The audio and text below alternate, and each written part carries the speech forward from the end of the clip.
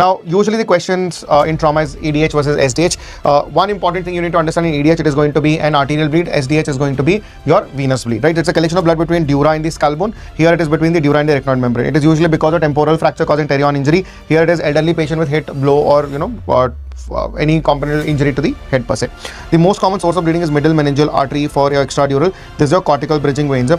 Remember, in both the conditions there will be increase in intracranial pressure, but in EDH there is sudden increase, whereas here it is going to be gradual increase in intracranial pressure, right? Now, one of the most important is presence of lucid interval, the characteristic feature. Here it is going to be fixed dilated pupil. Investigation of choice, both the conditions is NCCT. Here you will see a biconvex opacity.